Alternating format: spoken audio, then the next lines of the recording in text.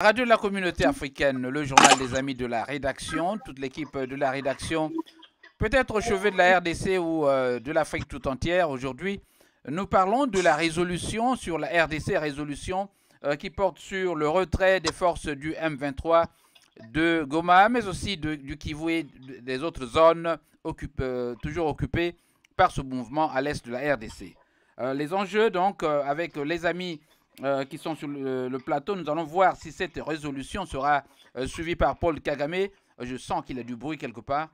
Nous allons voir si cette résolution sera suivie par Paul Kagame et ses amis, notamment ceux qui le soutiennent. Dans quelle mesure Paul Kagame peut-il s'entêter et refuser d'obtempérer à cette résolution des Nations Unies? Eh bien, c'est ce que nous allons voir avec tous les amis de la rédaction. Nous avons Albert Lombo, nous avons Gimbi Dandamba, nous avons Georges Tiba et le professeur Yemei.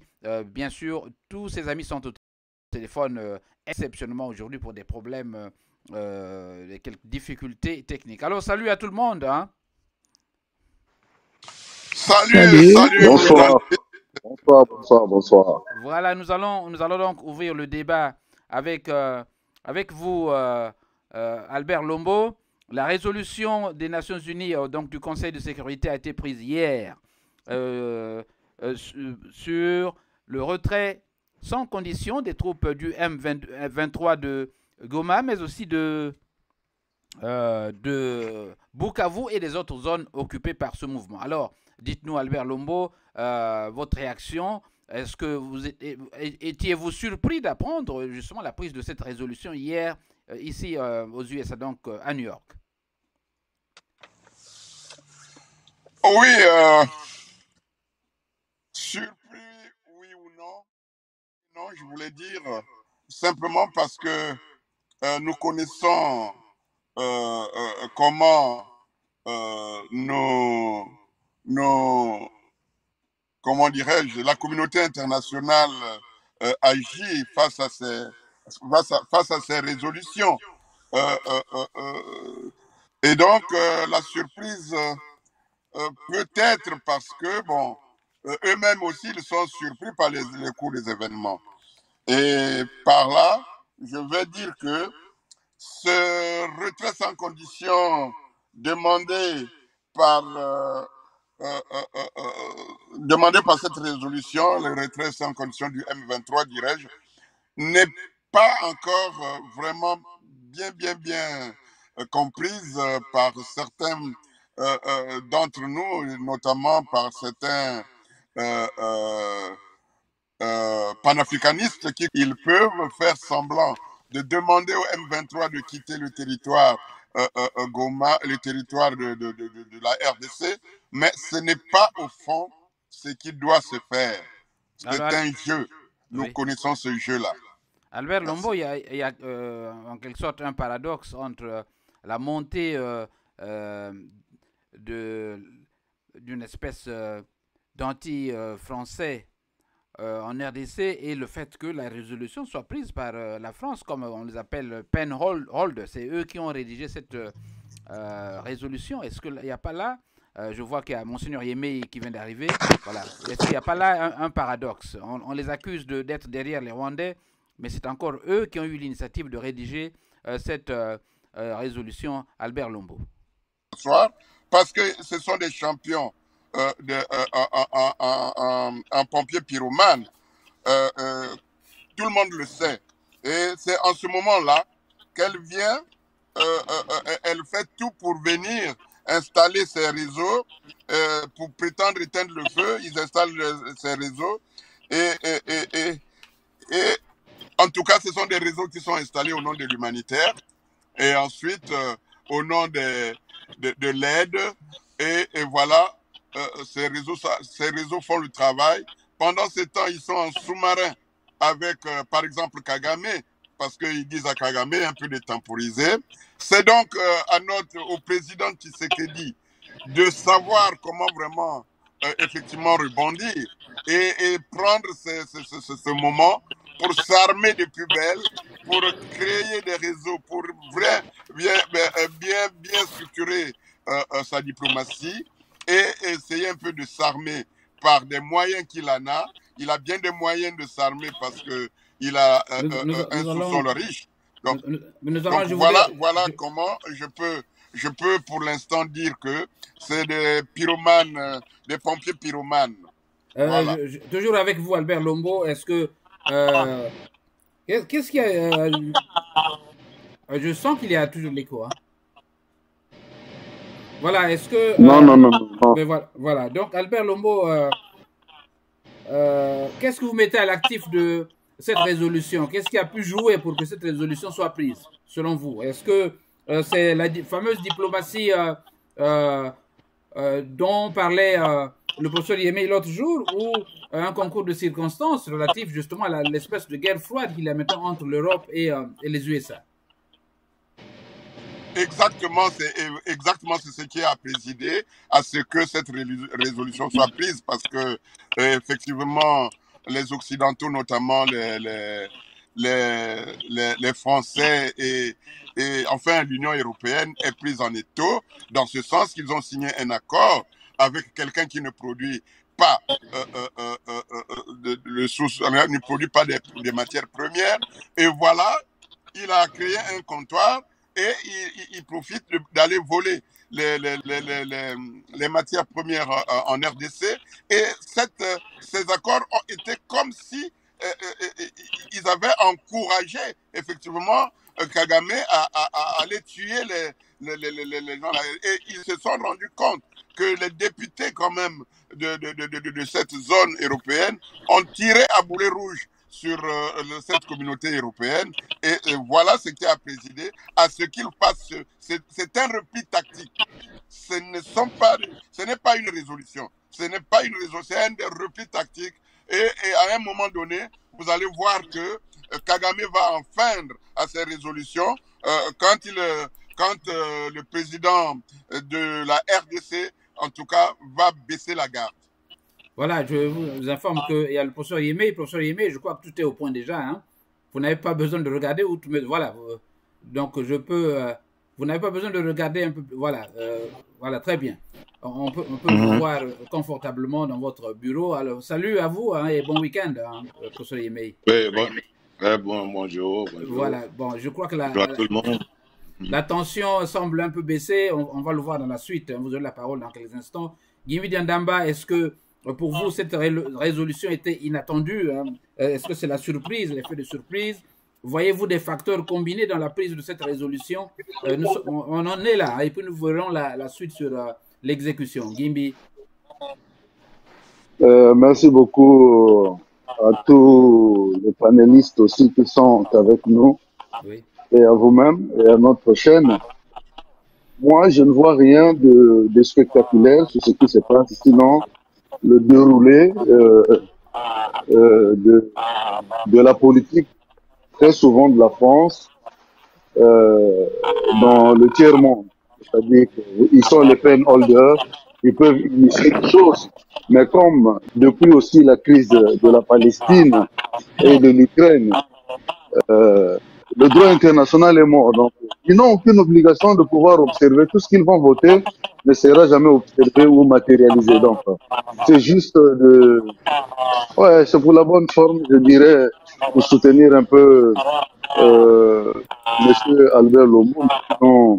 Je ne vois rien d'extraordinaire dans cette prise, dans cette résolution. Il n'y a rien d'extra, c'est le déroulé de ce qui se passe, parce que Monsieur Kagame ne respectera jamais ce qui s'est dit.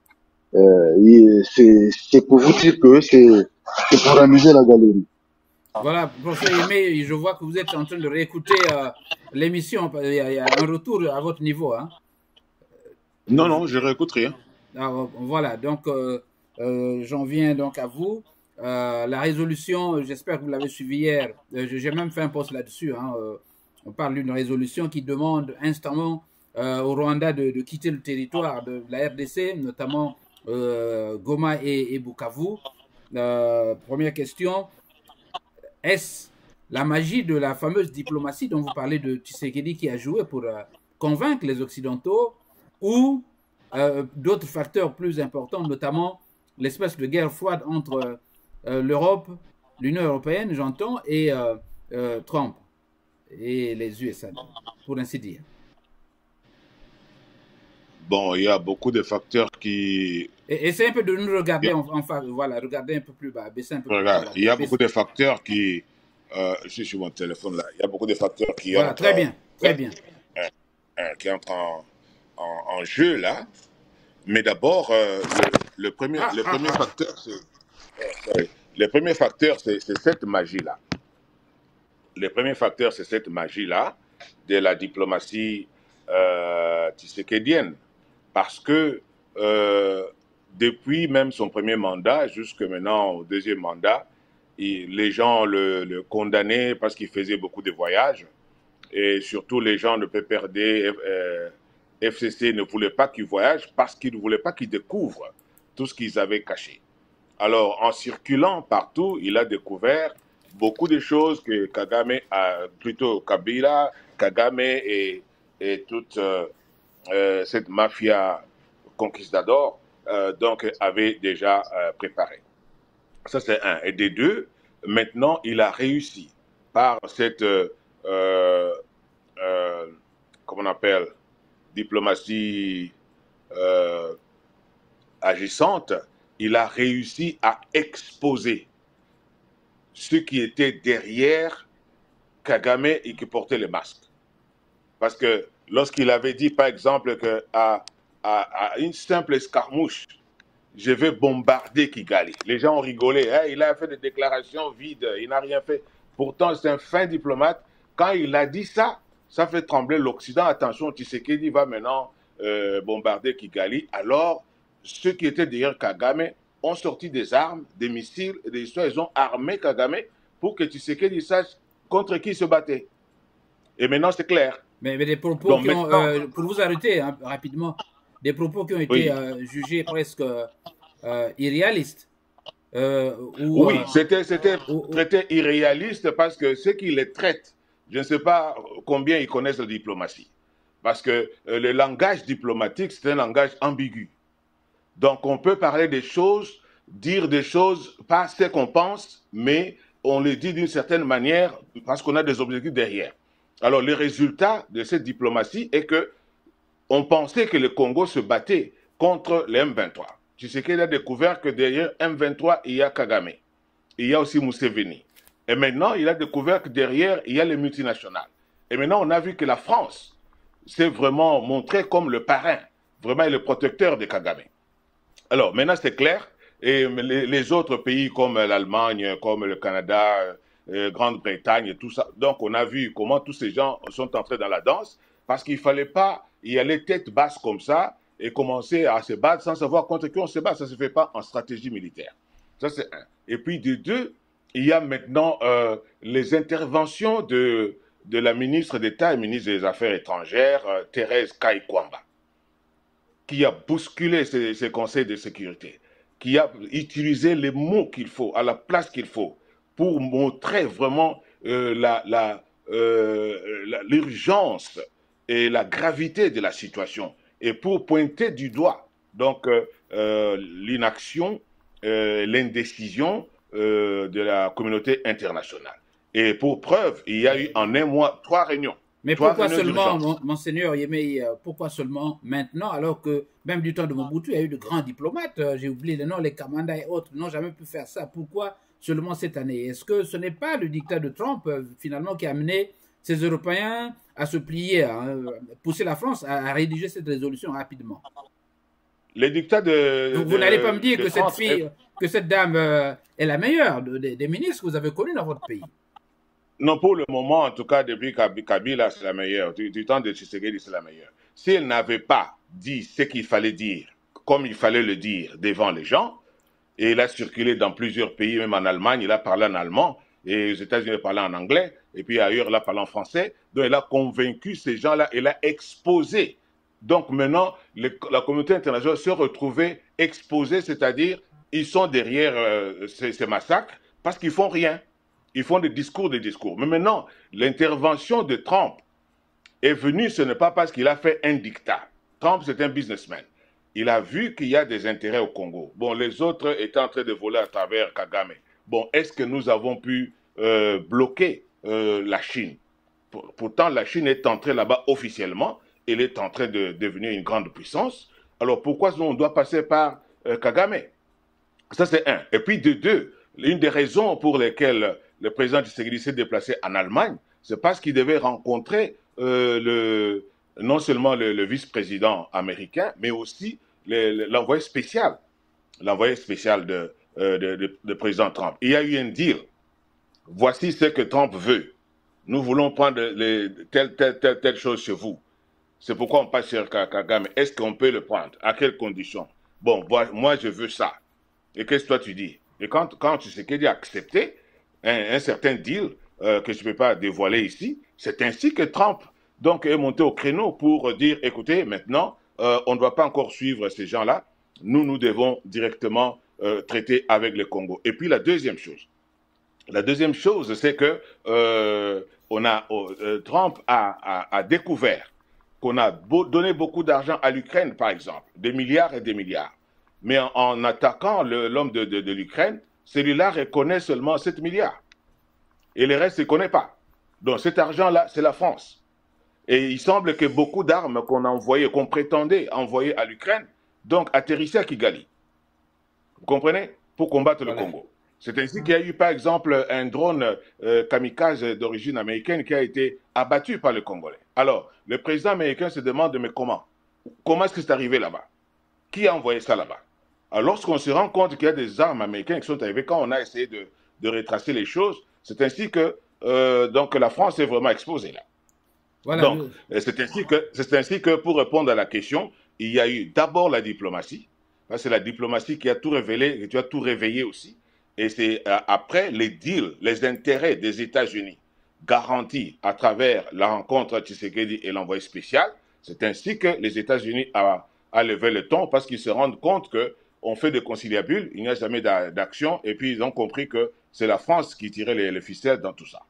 Voilà, donc nous verrons de la suite. Je vous poserai la question de savoir si en signant cette espèce de pacte avec les USA, Tshisekedi ne quitte pas un mètre pour justement embrasser un autre. Ça, c'est dans la suite. Alors, qui va prendre la parole? Je crois que c'est le professeur Georges Tiba. Professeur Tiba. Allô? Est-ce qu'il nous entend? Alors, il doit dormir déjà, hein? Georges? Voilà. C'est du côté. Mais voilà, est-ce que vous avez suivi la question? Vous... tu nous la rappelles, oui? Oui.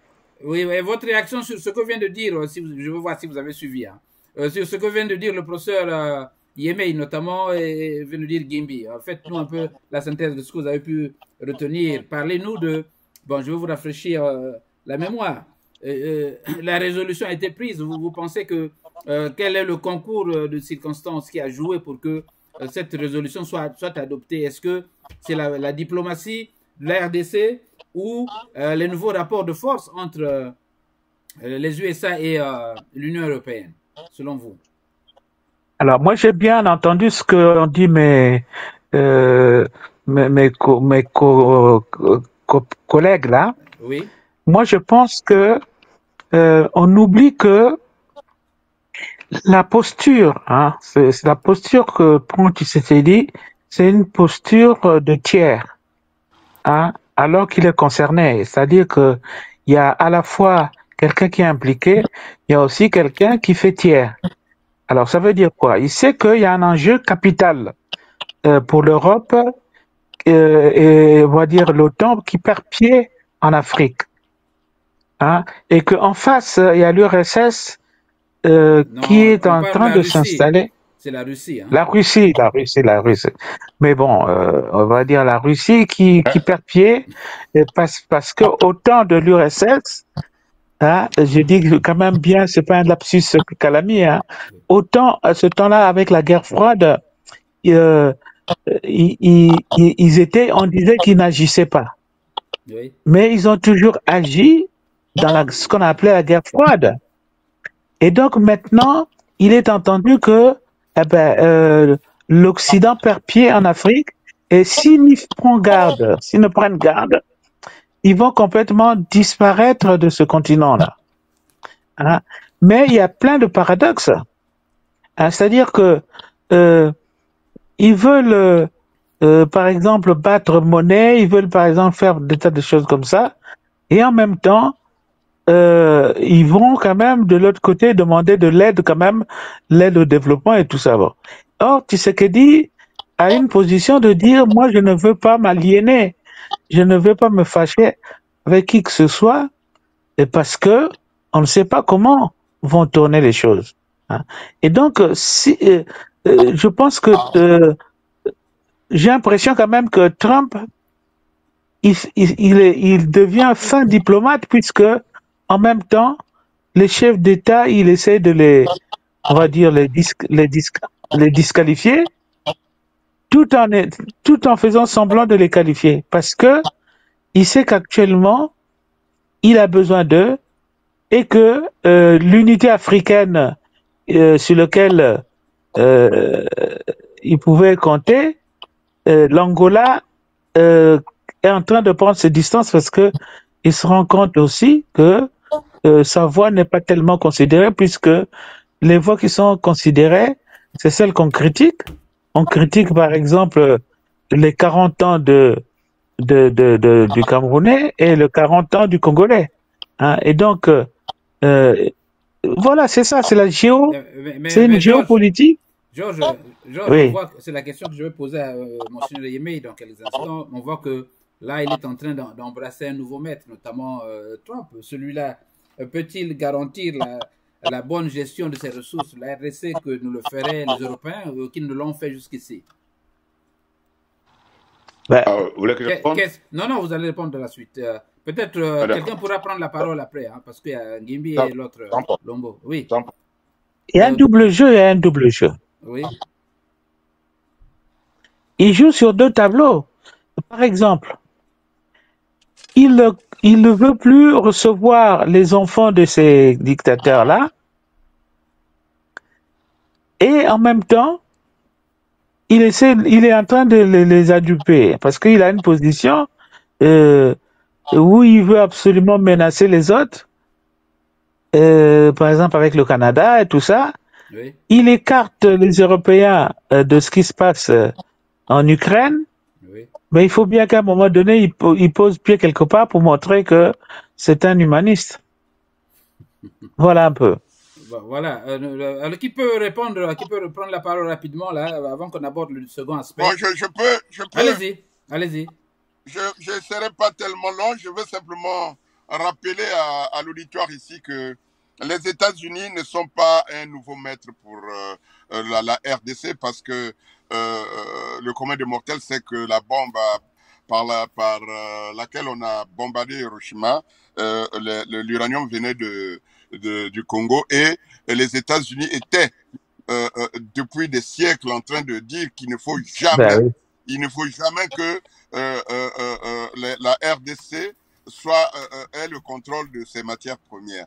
Donc, c'est pour dire simplement que effectivement, comme l'a bien dit monsieur le journaliste, c'est vraiment quitter un maître pour un autre. Mais en tout cas, c'est pas quitter un nouveau maître. En fait, quitter, il n'a même pas quitté. Il a juste fait un deal, comme l'a bien de dire le professeur Yemei. C'est un deal. Et ce deal-là, je crois que l'Union européenne va s'entendre avec les États-Unis pour qu'ils fassent 50-50. Et c'est comme ça que nous avons eu ce problème. Quand Oxy a voulu traiter avec le président Lissouba à l'époque, Elf n'était pas d'accord et Elf a mené la guerre. Au finish, Lissouba a cédé à faire partir Oxy au détriment de Elf. Et c'est Elf qui a remboursé à Oxy ce que Oxy avait donné au Congo. Donc voilà comment eux ils opèrent à tout moment. Donc ici, la responsabilité du président Tshisekedi est engagée. Il va falloir qu'il fasse partir tout le monde par le biais de ce que nous sommes en train de vivre au Sahel, c'est-à-dire faire de telle sorte que la Russie, qui a pris l'engagement de sauver les pays africains qui sont garnis des matières premières, qui ne nourrissent pas l'Occident pour que cet Occident en créant des bombes, en faisant des armes et en se nourrissant de nos matières premières, et aussi va frapper souvent la Russie et d'autres pays. Donc, les États-Unis et l'Union européenne doivent être mis dans un seul coin et pour que les pays africains soient autonomes, soient autodéterminés et qu'ils vont vers l'Amérique ou l'Union européenne sur des bases des contrats gagnant-gagnant. Voilà, merci. Je rappelle au professeur Yémé de ne pas de temps en temps fermer sa caméra car ça nous fait voilà, une image peu photogénique. Voilà, nous allons donc demander, nous adresser à Gimbi Dondamba. Gimbi, est-ce que vous êtes toujours là, j'espère, Gimbi? Gimbi Dondamba? Évidemment, je suis là, je vous suis tranquillement. Je vous suis tranquillement, je suis là. Je vous vois en vidéo là. Bon. Alors, donc, Gimbi, j'espère que tu as bien suivi ces quelques minutes de débat. On semble là, dirais-je, tourner autour du pot, hein, où est le nationalisme de Tshisekedi dans cette histoire où les Américains vont certainement faire le contre-pied donc, des Européens pour exploiter sereinement ces ressources de l'Est de la RDC. Hein. Qu'est-ce qui change dans ce qui va se faire? C'est-à-dire une Amérique qui va désormais exploiter dans l'Est là-bas sans qu'il y ait de coups de canon et autres. Merci beaucoup, John Lewis. Vous êtes sans ignorer que le dernier voyage de Joe Biden en Afrique, il s'est fait en Angola. Et c'était pour quelle raison? On a bien vu ce que Joe Biden a dit en Angola et les investissements qui sont en train de faire sur le chemin de fer. Donc, ce n'est pas Trump qui va venir, surtout quand ça regarde la richesse des États-Unis, qui va venir contredire ce que Biden a fait. Donc, M. Tshisekedi a toujours eu un pied aux États-Unis, et ça, il faut le reconnaître. Donc, pour moi, l'Union européenne est en train de perdre pied, essaie de récupérer en faisant peut-être ce genre de propositions, mais la RDC va rester sous l'influence américaine. Ça, il y a rien à faire là-dessus. Maintenant, nous, le grand problème pour nous, que gagnent les Congolais? Qu'est-ce que le Congolais profite de cette position de Tshisekedi? Parce que pour nous, ce qui est préoccupant, c'est d'abord le pays. C'est le pays qui est préoccupant parce que si une fois la RDC disséquée, et je peux vous dire que tous les pays limitrophes vont en souffrir pendant des dizaines d'années. C'est un chaos total. Donc pour nous, ce n'est pas tant ce que les États-Unis, ce que l'Union européenne va gagner pour nous, c'est de demander à Monsieur le Président de mobiliser le pays pour qu'on récupère le pays, pour qu'on récupère ce qui a déjà été, ce qui semble être gagné par l'Union européenne. Parce que quand le M23 avance, c'est l'Union européenne qui avance. Quand le M23 gagne Goma, c'est l'Union européenne qui occupe Goma. Donc nous, tant c'est pas ça, c'est que pense, c'est pas Trump ou quoi, non. Nous voulons que M. Tshisekedi soit plus décisif. Voilà. Moi, c'est ce que je souhaite, mais la diplomatie, pour moi, c'est pas ce qui compte peu, ça compte peu pour moi. Alors, nous allons donc revenir sur le plateau avec, vous voyez que j'ai mentionné Yémei, professeur Yémei sur le plateau. Merci, Gimbi Dondamba, pour cette analyse pertinente. Alors, dites-nous, Monseigneur Yémei, où est le patriotisme de Tshisekedi s'il doit finalement quitter l'Union européenne pour justement désormais dealer, je prends un terme courant ici, dealer avec Trump? Bon, de toute façon, Tshisekedi n'était pas une propriété de l'Union européenne. S'il était, on ne lui aurait pas fait la guerre. C'est parce qu'il est contre ce que l'Union européenne demande ou exige qu'on lui fait la guerre. C'est justement le contraire. Donc, en ce qui concerne Trump, il n'est pas devenu non plus une propriété de Trump. Trump cherche les intérêts des États-Unis parce qu'il est en compétition mortifère avec la Chine qui est en train de monter en flèche sur le plan économique, sur le plan militaire, sur le plan stratégique, sur presque tous les plans technologiques. Donc maintenant, comment récupérer le retard des États-Unis au Congo par rapport à la Chine? Alors les deals, c'est que nous voulons prendre le minerai tel, parce que vous avez laissé la place à la Chine, nous on n'a rien, qu'est-ce que vous dites? C'est ce qu'il a donné comme condition. Vous pouvez venir d'abord par la porte, et non sans passer par Kagame parce qu'il n'a rien, et des deux, arrêtez-moi la guerre à l'Est. C'est la condition. Pour qu'on fasse tout le projet de l'hôpital, chemin de fer, tout ça, il faut la paix dans le pays. Alors c'est ainsi que, si c'est ça le problème, on va arrêter cette guerre. C'est ainsi que vous avez vu les États-Unis parler, Trump a parlé, et puis ça a bousculé le Conseil de sécurité, ainsi de suite. Donc, j'ai entendu des questions là-bas, qu'est-ce que le Congo gagne? Le Congo gagne d'abord par la paix, et quand il y a la paix là-bas, l'exploitation des effets humains officiels, comme la Chine le fait, les gens ne meurent pas. Les gens ne vont pas mourir, maintenant le Congo va se développer, il n'y aura pas de balkanisation, et c'est le Congo qui gagne.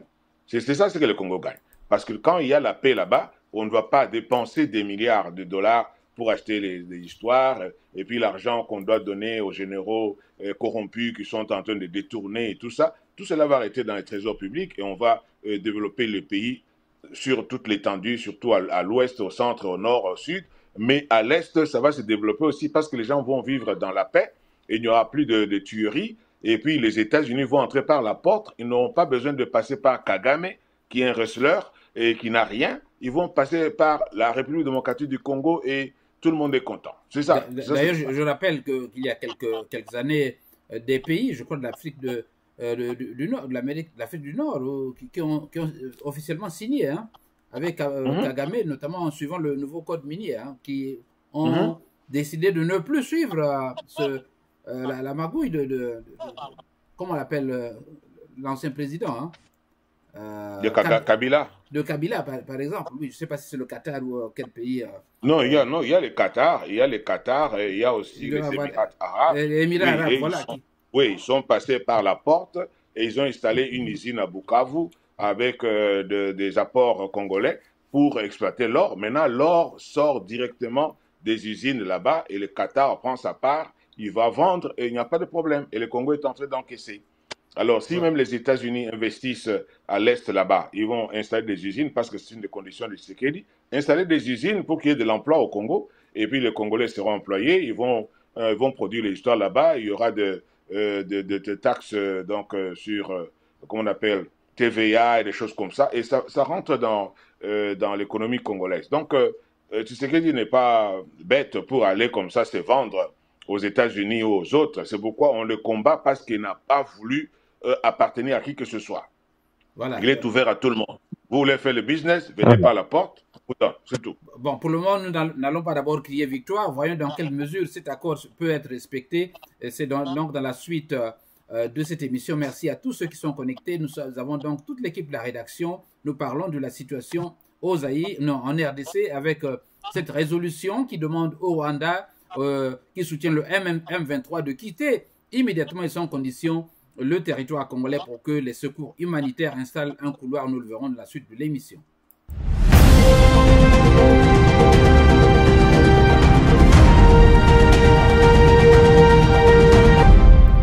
Voilà, vous disiez il y a quelques instants, il faut arrêter la guerre à l'Est. Pensez-vous, Monseigneur Yemei, professeur Monseigneur Yemei, que cette injonction, cette décision du Conseil de sécurité sera suivie par Kagame?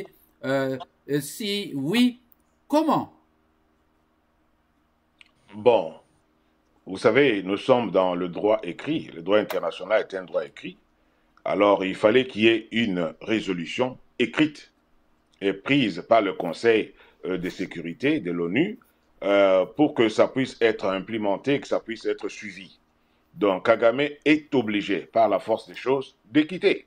Parce que maintenant, on a finalement qualifié son action comme une agression, une invasion et une violation de l'intégrité territoriale de la RDC. Alors, les conséquences logiques et juridiques sont que Kagame n'a plus rien à réclamer sur le plan territorial parce que le Conseil de sécurité vient de dire qu'il s'agit du territoire congolais. Donc, il n'a plus de terre. Il n'a pas de terre là-bas à réclamer. Ça, c'est un. Et puis, de deux, il n'a pas le droit d'entrer pour aller pourchasser qui que ce soit. Sinon, le Congo va aussi aller pourchasser des gens chez lui, parce qu'ils ont tué au Congo. Donc, quant à dire, est-ce que ça va se faire... Il est en train de pourchasser les anciens membres de FDLR, comme vous les appelez, notamment, non, et protéger les Tutsis qui sont persécutés à l'est du Zaïre, de la RDC. Bon, si c'est ça la logique, alors le Congo doit entrer au Rwanda pour aller tuer aussi les Rwandais parce qu'ils ont tué beaucoup au Congo. Si c'est ça la logique, on va aussi les pourchasser là-bas. Donc, c'est ça la logique. Donc, il est en train de raconter, c'était des subterfuges qu'ils ont créés avec le Macron et les autres pour essayer de justifier ce qu'ils font là. Dorénavant, il n'y a pas une tribu Tutsi au Congo. Donc, nous sommes suffisamment tolérants d'accepter que ces gens soient congolais. Quand on dit sur le plan linguistique, quand on dit Kenya Rwanda, ça veut dire la langue du Rwanda. C'est clair. Alors, ce n'est pas la langue du Congo. Mais nous sommes accueillants, nous sommes hospitaliers. Ceux qui ont choisi le Congo comme leur deuxième patrie, il n'y a pas de problème. Mais ce n'est pas Kagame, parce que tous ces Tutsis qui étaient là, on n'avait jamais eu de problème avec eux. C'est Kagame qui est venu avec l'hégémonie anglo-saxonne de l'Ouganda, qui sont venus avec des ambitions expansionnistes. Alors, lui, il n'a pas d'économie, son économie, il la place donc au Congo. Mais ça va se finir. Pour revenir à la question, si c'est là, il va respecter, on connaît Kagame, il ne va pas respecter. Oui, mais il est obligé de respecter. Il est obligé de respecter parce que peut-être que vous ne le savez pas. Il est isolé. Je vous informe qu'ils ont tenu un meeting à Bukavu aujourd'hui et ils ont forcé la population de nettoyer la ville. Et aujourd'hui, ils sont en train de procéder à l'enrôlement forcé des FARDC dans leur milice. Oui, mais aussi, aux dernières nouvelles, là, ils ont quitté aussi certaines parties de Bukavu pour rentrer chez eux. Donc, les choses sont en train d'évoluer. Les choses sont en train d'évoluer. Ils ont commencé à quitter même à Goma. Mais il y a quand même quelques personnes non contrôlées qui font des choses comme ça. Alors, on dit qu'ils ont fait des meetings et tout ça, mais ils sont obligés de quitter parce que s'ils ne les quittent pas, on va donc les chasser par la force. Parce que jusque-là, Tshisekedi a été dans une sorte de juridisme. Qui va les chasser, professeur? De toute façon, le Congo va les chasser ou la communauté internationale va les chasser. Le Congo, je voulais être objectif avec vous, réaliste, j'allais dire. Le Congo a prouvé que les moyens étaient limités. Est-ce qu'ils ont maintenant eu l'arsenal qu'on attendait des Russes et autres pour finalement renverser la vapeur? Non, ce n'est même pas ça. Ce n'est même pas ça. Il y a des trahisons au Congo, mais cela ne veut pas dire que le Congo n'a pas les moyens. C'est parce qu'il y a des moyens qu'il y a des trahisons. Donc, ces gens ont casqué beaucoup d'argent pour essayer de cibler les têtes et puis d'autres qui étaient infiltrés pour qu'ils démotivent les troupes. Mais cela ne veut pas dire, parce que pendant plus de 2 ans, c'est le même Congo-là qui a bloqué les M23, ils n'ont pas pu arriver à Goma. C'est seulement parce qu'on a tué le gouverneur et puis on a fait l'infiltration, et la MONUSCO a aidé aussi à infiltrer des gens même dans leurs entrepôts avant qu'on prenne Goma, qu'il y a eu cette histoire-là. Ce n'est pas parce que le Congo n'a pas les moyens. Parce que maintenant, là, le Congo est en train de les bombarder, par exemple, à Minova et même vers Uvira là-bas, il n'arrive pas à faire quelque chose. Donc c'est pour dire que la trahison est réelle, parce qu'on avait beaucoup de gens infiltrés, surtout dans la chaîne de commandement de l'armée. Alors, un militaire bien formé, commando et tout ça, sans commandement, il ne fait rien. Donc, sur les champs de bataille, c'est tout ce qu'il y a eu. Les généraux ont abandonné les troupes, alors c'est tout à fait normal qu'il y ait des bandades. Mais cela ne veut pas dire que le Congo n'a pas de troupes ou n'a pas de moyens. C'est pas ça. Donc, ça, c'est une mauvaise lecture. Donc, ce qui est vrai est que le Congo, parce que Tshisekedi vient de faire encore une interview, je ne sais pas si vous êtes au courant, on lui a posé beaucoup de questions, et puis il a dit que si la communauté internationale n'oblige pas Kagame à respecter la résolution qui vient d'être prise, le Congo va maintenant les chasser militairement. Tshisekedi vient de le déclarer. Donc c'est pour dire que Tshisekedi, parce qu'on l'avait piégé, si seulement Tshisekedi était déjà entré au Rwanda avec l'armée, on allait le taxer de tout, on allait dire, comment on dit là, crime contre l'humanité, c'est un petit pays, vous êtes allé faire ainsi de suite. C'est pourquoi il est resté une erreur. Alors il est resté dans la résistance en train de défendre son territoire, il n'a pas attaqué. Mais maintenant, en ayant cette résolution de l'ONU, donc il a épuisé toutes les possibilités de la patience. Donc si maintenant Kagame ne respecte pas, il a tout le droit maintenant de défendre son territoire. S'il faut entrer, il a dit lui-même que si on va attaquer le Rwanda, il a dit ça. Donc voilà. Il ne faut pas minimiser le Congo parce que l'ancien diplomate ici, comment il s'appelle, Herman Cohen, l'avait dit.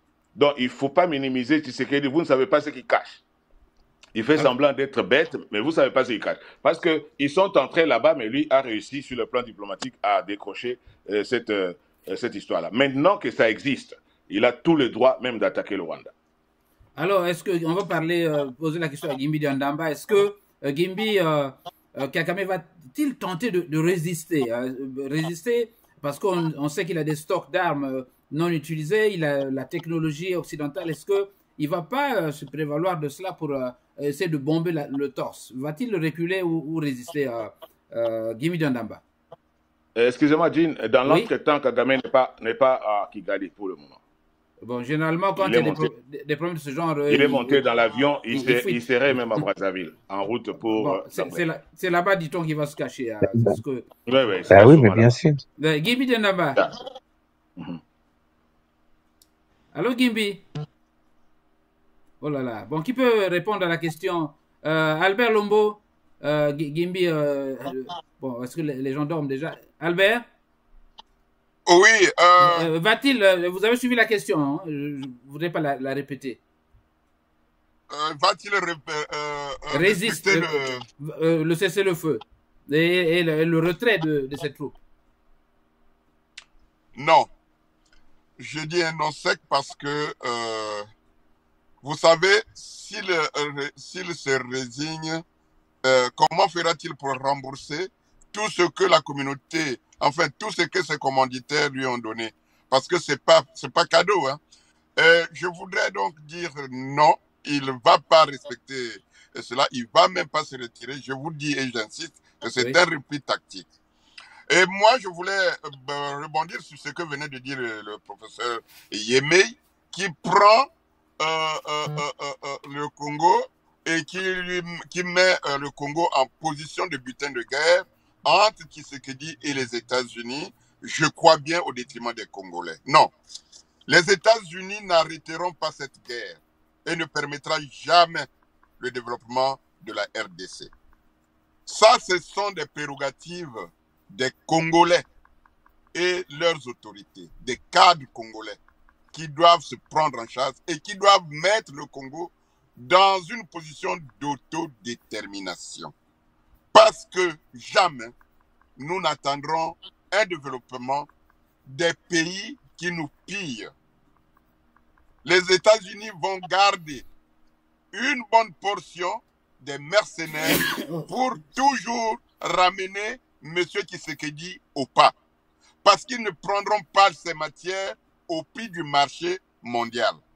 Ils vont prendre ces matières à vil prix. Au nom du développement, au nom de la création d'emplois. Et ça...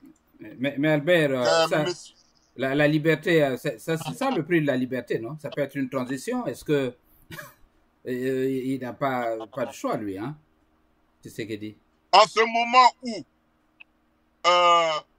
les pôles unipolaires sont en débandant, surtout en Afrique, là où il y a leur puits des matières premières, nous ne devons pas faire des cadeaux à qui que ce soit.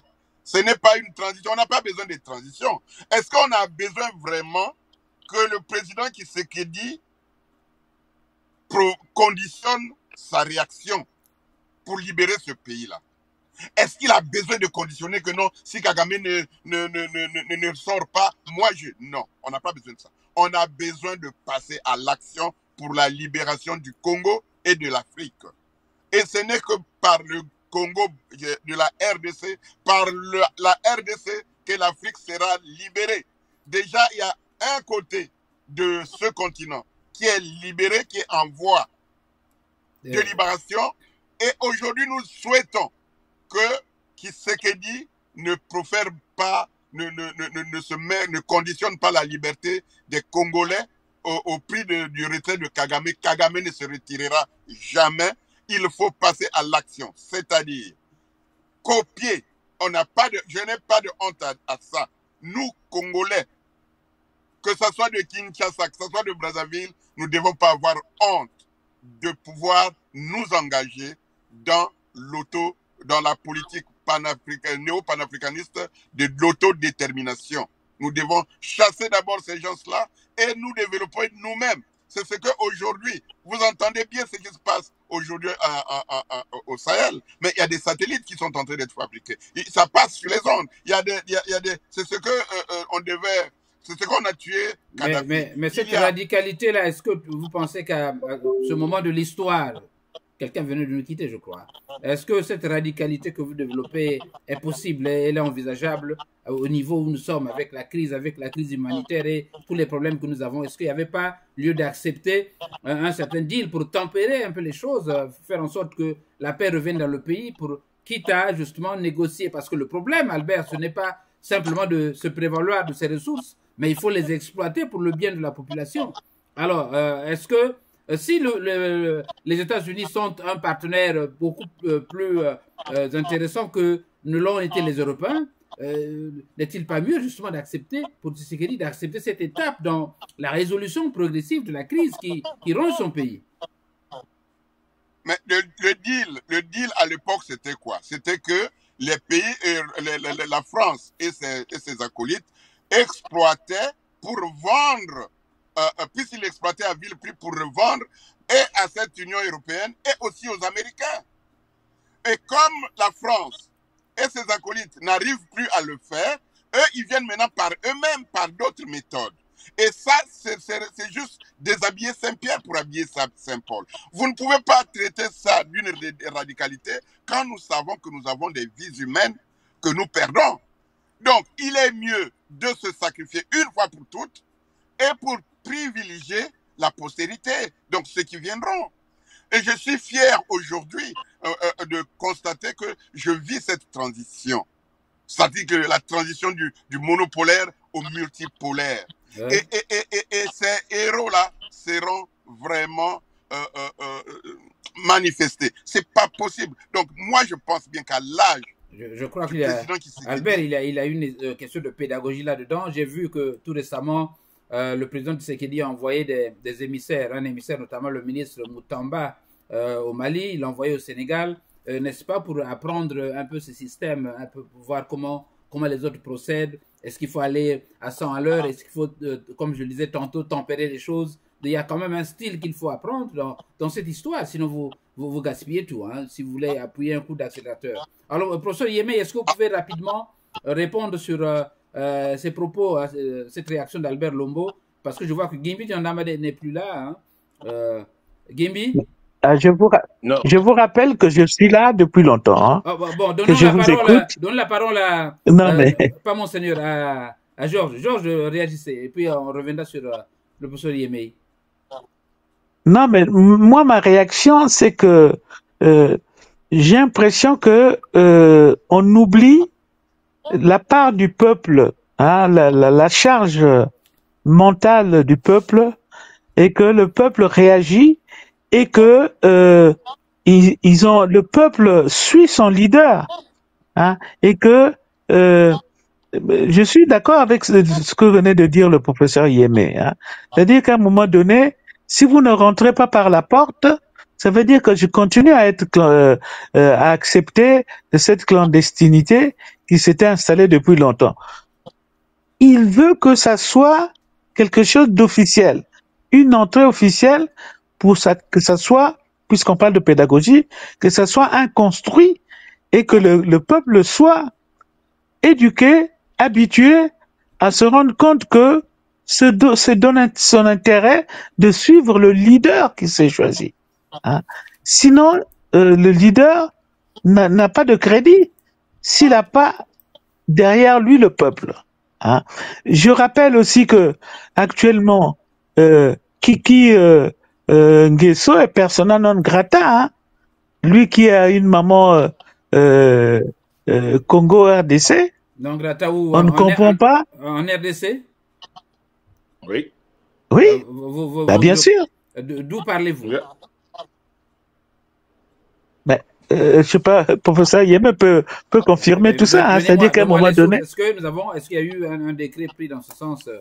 Parce qu'on n'a pas besoin de répéter ce qu'on entend sur les réseaux sociaux. Non, non, on sait que c'est lui qui fait, des deals avec les Rwandais. Oui, on sait qu'il y a une hostilité entre les deux rives. Là. Il y a l'hostilité est ouverte. Mais est-ce que ouvertement, est-ce que le gouvernement de la RDC a fait une déclaration pour le montrer comme, Non, on ne peut pas faire une déclaration contre un individu. Ah bon. Mais c'est connu que c'est lui qui a comment on appelle, ses compagnies là-bas. Il a fait des deals avec les Rwandais. Il semble même qu'il a une femme rwandaise et il a amené les Rwandais vers Maluku et toutes ces histoires-là, c'est lui qui est à la base. Alors, tous les Congolais de Kinshasa le savent. Donc, lui, en tout cas, il ne peut pas s'aventurer au Congo. Ça, non. Bon, voilà. Il n'a jamais compris qu'il avait des biens là-bas, de la famille et autres. Voulant tirer oui, mais ça va rester seulement. Il va envoyer des gens. Mais si lui-même, là, s'il vient au Congo, il y a quelqu'un qui pourra quand même s'en charger. Parce qu'en tout cas, si les gens meurent, c'est lui qui a mis des traquenards sur les chemins de Congolais de Kinshasa, c'est lui, alors qu'il a des parentés là-bas, donc on ne comprend pas. Les gens, quand ils sont dans leur mouvement philosophique, ils s'en foutent de tout, quoi. Donc, pour les gens de Kin, ça devient clair. Donc, ce que nous répétions... Non, c'est clair. Tout le monde le sait. Plusieurs mois, voilà, c'est clair que l'homme, c'est lui, donc il est en train de créer une base. Hein, à l'ouest. Parce que d'une part, il prend ces gens-là pour garantir sa succession à son père, de manière que si les Congolais de Brazzaville s'énervent, alors il a des étrangers pour le mater ou pour le combattre. Et de l'autre côté, c'est pour essayer de favoriser ces gens-là pour qu'ils puissent le soutenir. Et dans l'entretemps, il est en train de déranger le Congo-Kinshasa. Donc, si le Congo-Brazzaville et le Congo-Kinshasa, ce n'étaient pas des frères et sœurs, il y aurait déjà des escarmouches en ce moment. Absolument. Alors, nous allons laisser Georges épouser son propos, Georges. Mais non, mais moi, j'en ai fini. Je voulais simplement faire remarquer que la géopolitique ne peut pas ignorer qu'il y a des peuples qui souffrent et qu'à un moment donné, c'est stop. Nous existons. Hein? Même avec les petits moyens, à un moment donné, parce que je ne sais pas si vous avez vu les dernières images qui ont été diffusées là où on fracasse des personnes, enfin avec c'est des images d'une cruauté insoutenable. Je venais de voir ça sur la rédaction. C'est moi j'ai envoyé ça tout à l'heure. C'est pour ça Nziba qui a... Oui. Je vais aller regarder, hein, je n'ai pas encore suivi. C'est horrible. Nous allons courir rapidement, il nous reste moins de 10 minutes pour refermer ce journal. Le professeur Yemei, avant des retours de table, essayez de réagir sur la réflexion d'Albert Lombo. Est-ce que vous la trouvez radicale comme dans la démarche qui vous conduit vers une autonomie dans la gestion de vos ressources? Bon, Lombo a un souci, il veut épargner tous les deux Congos de mauvaises situations, il veut qu'on agisse vite, mais sur le plan géostratégique et avec les enjeux donc des tailles que nous avons aujourd'hui au niveau international, on ne peut pas y aller tête basse comme ça. Parce que les M23 et Kagame et l'Union européenne, ils ont voulu humilier le Congo et beaucoup de gens pensent que c'est la revanche de Macron sur Tshisekedi qui a refusé toutes ses offres. Alors, pour sortir de cet opprobre, on ne peut pas se jeter vers l'inconnu. On doit avoir du tact. Donc, Tshisekedi veut d'abord arrêter donc l'hémorragie avec la guerre à l'Est, et puis après, il peut organiser les choses. On ne peut pas être radical, prendre les armes. Et sur le plan maintenant international, on ne peut pas prendre les armes aussi sans avoir un soubassement juridique. Parce que Kagame a utilisé des astuces pour dire que non, il y a notre communauté là-bas, une minorité qui est en danger, ce qui n'est pas vrai. Et puis, parce que nous avons même des ministres Tutsi et tout ça, des généraux. Et puis après, il dit non, non, il y a les FDLR. Donc ça fait 30 ans, il n'a jamais montré un seul FDLR sur le sol congolais. Et bon, est-ce que sur le droit international, qui lui donne le droit d'entrer au Congo pour poursuivre les gens qui ont fait quelque chose chez lui? Ouais. Parce que s'il veut entrer, il doit demander la permission au gouvernement congolais. Oui. Mais il semble que la communauté internationale lui avait donné cette autorisation, ce qui est bizarre. Alors, si on lui donne l'autorisation pour poursuivre les gens sur notre territoire et que les gens de chez lui sont venus tuer chez nous, on a des preuves, alors ça nous donne aussi, ça constitue une jurisprudence pour que nos gens aussi puissent aller poursuivre leurs assassins sur le territoire rwandais. Et je crois que c'est ça le sens de ce que Tshisekedi disait dans l'interview. Alors, si la communauté internationale se montre inactive, et Tshisekedi a même dit, c'est comme si tout le monde a peur de Kagame. Il a dit ça. Alors, si les gens ont peur de Kagame, alors si les agressions et les tueries deviennent les modus operandi pour la diplomatie, donc je veux dire le droit international, alors nous avons le droit de le faire aussi. Alors, ça, dit. Donc, la radicalité dont tu parles là, il fallait plutôt qu'il parle de la détermination et non de la radicalité. Il fallait qu'il parle de la détermination de protéger le Congo, de protéger les intérêts du Congo, de faire tout pour faire partir ces gens-là qui quittent le territoire. Mais il ne faut pas être radical parce que quand on est sur le terrain de la diplomatie, il y a toujours des choses qu'on doit prendre en compte. Il y a même des concessions qui se font, il y a des deals qui se font. Et surtout, comme quelqu'un a dit, que le combat des grands se termine toujours autour des tables. On n'a pas assez parlé de, à moins qu'Albert Lombo veuille réagir, on n'a pas suffisamment parlé de la Russie pratiquement dans cette histoire, celle de proxy maintenant, avec cette résolution qui vient d'être prise. Est-ce que Poutine, par exemple, peut se prévaloir de cette résolution pour dire, bon, mais écoutez, moi je vais au Congo mettre de l'ordre parce que l'ONU a autorisé de faire ça? Est-ce que c'est possible? Il a déjà dit ça. Vous n'avez pas suivi. Ils ont déjà dit, même au Conseil de sécurité, il dit, si Kagame ne quitte pas, la Russie va se mêler de cette guerre. Il a déjà dit ça. Oui. Et puis, quand on a parlé aussi de l'histoire de Moutamba, ministre Moutamba qui est allé au Mali, tout ça, ce que les gens ne comprennent pas, quand j'appelle toujours Tshisekedi est un fin diplomate, il est déjà en relation avec la Russie, il a déjà des accords militaires avec la Russie. Et quand Moutamba se déplace là, il se déplace vers ceux qui sont dans le BRICS. Oui. Et si vous voyez l'Afrique du Sud venir, l'Afrique du Sud est dans le BRICS. Vous avez l'axe Tchad, N'Djamena et Cameroun. Donc il y a un axe N'Djamena, tout Bamako, ça. Donc il ne fait pas des choses au hasard. Ouagadougou. Oui. Hein? Ramaphosa, tous ces gens qui viennent là sont des gens du BRICS. Ça veut dire quoi? Voulez-vous nous dire qu'il fait désormais partie de ce bloc-là? Bon, officiellement non, mais il est dedans. On lui reproche d'hésiter. C'est ça le problème d'Albert Lombo. Hein? Il veut avoir le pied un peu partout. Hein? Non, non. Même Mobutu avait la politique de non-alignement. Parce qu'on ne veut pas être... Nous sommes une grande puissance minérale et écologique. Alors, nous avons aussi droit à une sorte d'exceptionnalisme. Donc, on n'est pas obligé de se prostituer avec qui que ce soit. Parce que tout ce qu'ils cherchent est chez nous. Donc, on peut monter aussi la barre un peu haut. Alors, vous voulez ceci, entrer par ici. Nous voulons ce win-win. Albert, est-ce qu'on doit avoir le pied partout comme ça ou s'afficher comme l'a fait Traoré ou l'ont fait Traoré et les autres pour dire nous avons un seul voilà. Nous savons, merci pour la question. Nous savons tous que quand on est partout, c'est qu'on est nulle part. Et ça doit être un principe. Je crains aussi.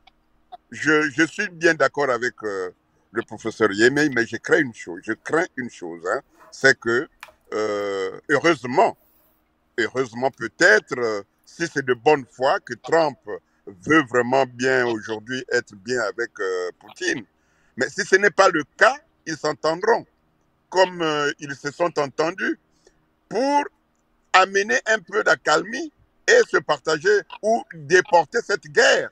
À Kinshasa, c'est ce que nous ne voulons pas. Nous ne voulons pas que les guerres des Occidentaux qui cherchent à tout prix une survie à travers nos matières premières, déportent leur guerre sur nos territoires. C'est pour cette raison que ce n'est pas, c'est bon, c'est pas moi qui ai prononcé le nom radical, c'est peut-être le journaliste qui constate que je suis radical, mais non. Je veux bien qu'il y ait cette diplomatie, mais il y a ce qu'on appelle aujourd'hui la diplomatie agressive qui, à un certain moment, dit les choses clairement. Et si Tshisekedi est vraiment dans cette posture, nous serons tous contents de le voir dans cette posture, d'aller à l'ONU, dire et nommer ses ennemis. Mais quand il nomme ses ennemis, il ne nomme que Kagame. Il ne nomme que Kagame. C'est à peine vraiment sur les lèvres qu'il indexe un peu aujourd'hui la France, peut-être. Mais sinon, les États-Unis sont dedans. Les États-Unis sont dedans. Et c'est eux qui sont les patrons de l'OTAN. Et il n'y a pas un autre bras armé en Afrique que l'OTAN.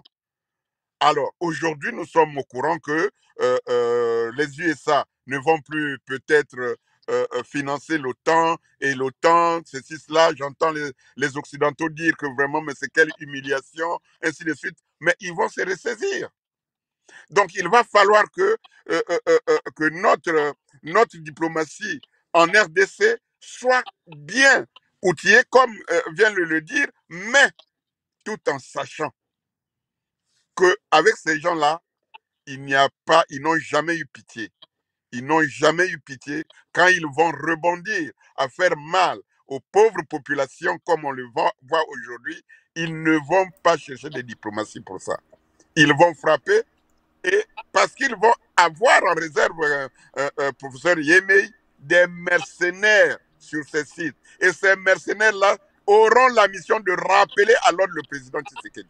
C'est-à-dire que dès lors que lui, il veut essayer d'augmenter le prix de l'uranium, ainsi de suite, au prix du marché, on va lui faire sortir les mercenaires pour lui rappeler à l'ordre afin qu'il baisse, parce que sa vie dépend. Or, en ce moment-là, ce n'est pas une radicalité, mais c'est une responsabilité, qu'il se protège d'abord lui-même, qu'il protège la nation.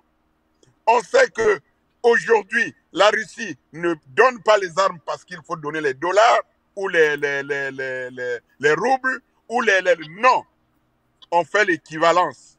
Moi, je te donne tant de minerais et tu me donnes telle bombe. Moi, je te donne tant de minerais et tu me donnes tant de drones. Je te donne tant de minerais et tu me donnes tant de tracteurs pour faire l'agriculture. Ainsi de suite. Et au moment où l'on fait la guerre, où on se prépare aussi au développement. Donc, on amène les deux ensemble. C'est-à-dire que on crée des structures économiques, en même temps, on crée des structures militaires. Et puis, Albert, ça n'exclut pas également la possibilité d'avoir, de diversifier les partenaires. Hein. Les autres le font, hein, au Burkina et au Mali. Mais bien sûr, tu sais, aujourd'hui, si le Burkina peut avoir comme partenaire la France, ce serait maintenant au rythme du Burkina. Si aujourd'hui, le Burkina peut avoir un partenaire en Amérique, ce serait maintenant, en tout cas, sur le rythme du Burkina. Ce ne serait plus sur le rythme de ces gens-là, qui sont des prédateurs. Effectivement. Donc, il faut d'abord les faire sortir et essayer maintenant de les ramener. Entre-temps, on les fait sortir par des partenaires qui veulent bien que l'Afrique s'autodétermine. Alors, Georges, on va bientôt refermer. Hein. Albert Lombo veut qu'il y ait un nettoyage systématique d'abord des prédateurs, comme il les aime bien, non, comment le terme qu'il utilise souvent, des impérialistes. Il faut nettoyer et puis tout mettre à plat de couture et reprendre la coopération à zéro. Est-ce que c'est envisageable? Est-ce que c'est possible? Alors, et puis vous allez réagir sur l'humanitaire, hein, Albert, Georges. Il faut des couloirs, ce sera la dernière question pour ce soir. Est-ce que des couloirs humanitaires sont possibles à réaliser par la MONUSCO, comme on l'a souhaité?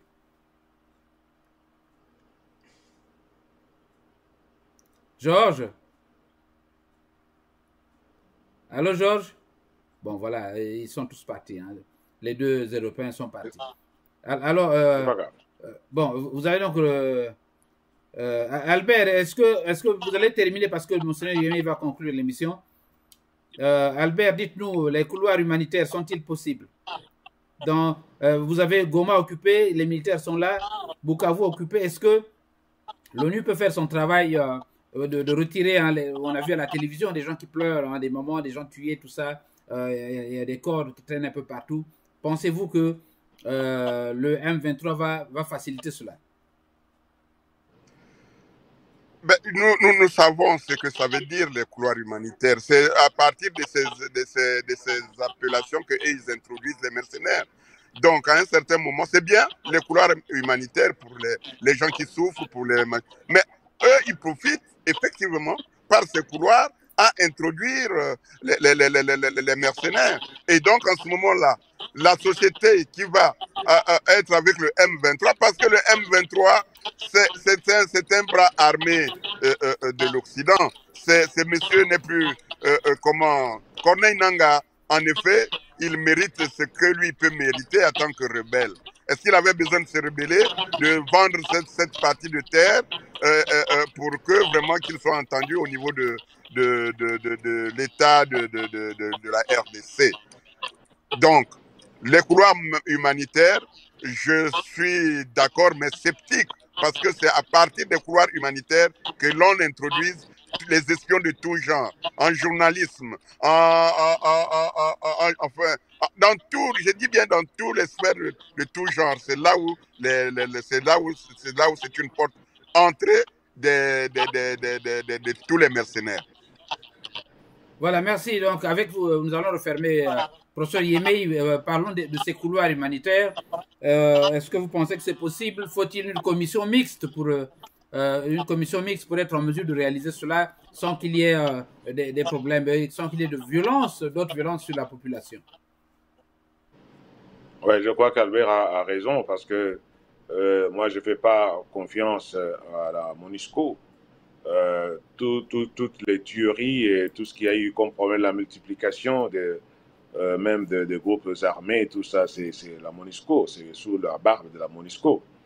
Alors, on peut se demander, mais d'où venaient les armes, qui donnait les armes à tous ces gens et tout ça. Et on a vu aussi des véhicules de la MONUSCO qui transportaient les gens de M23, la population de l'Est, à témoigner cela. Donc, j'ai des églises de ce côté-là, et puis je reçois des rapports dans ce sens. Donc, il n'y a aucune confiance à faire à la MONUSCO.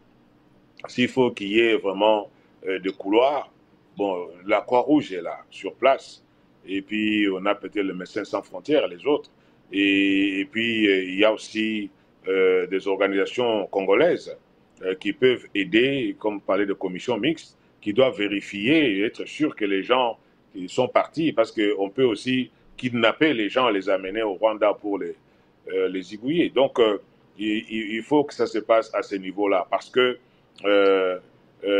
ces gens ne sont même pas contents. La MONUSCO, par exemple, n'est pas content de quitter le Congo. Chaque fois, ils créent des raisons pour continuer à rester au Congo. Et le Conseil de sécurité continue toujours à décider qu'ils restent au Congo, qui n'est pas leur pays. Et voilà ce qu'ils ont fait du Congo. Donc, pour répondre d'une manière assez précise à la question, je n'ai pas du tout confiance à la MONUSCO. Il faut trouver d'autres structures, ou bien mettre, si la MONUSCO doit intervenir, il faut qu'il y ait aussi d'autres personnes, je ne dirais pas neutres, mais d'autres yeux qui peuvent aussi regarder ce qui se passe. Parce que ces gens-là, nous le savons en matière de sécurité, comme Albert a dit, je vois qu'il a une certaine compréhension de la sécurité. Tout le monde est suspect. En sécurité, tout le monde est suspect. Donc, on ne peut pas avoir confiance. En matière de sécurité, il n'y a pas quelqu'un à qui il faut faire confiance. Même ton propre frère. Voilà. Nous allons donc refermer ce journal. Le coup de poignard dans le dos de M. Kagame. Kagame a été donc sommé de quitter le territoire congolais à travers une résolution. La résolution du Conseil de sécurité sur le M23 qui occupe l'Est de la République démocratique du Congo depuis plusieurs années. Eh bien, Kagame va-t-il suivre? C'était ça la question, l'objet de notre débat. L'histoire nous le dira. Nous allons voir s'il va obtempérer ou tenter de résister. Merci donc de nous avoir suivis. C'était Jean Lewis à la présentation avec la participation de toute l'équipe. Vous avez vu qu'ils sont tous revenus aujourd'hui. Il y avait Guy Damba, professeur Monseigneur Yemei, Albert Lombo, Georges Tiba, voilà, j'en oublie. Hein. Bon, voilà, Gombe également, Noah Gombe que j'ai reçu il y a quelques heures sur ce plateau. Merci et bon week-end chez vous. Merci.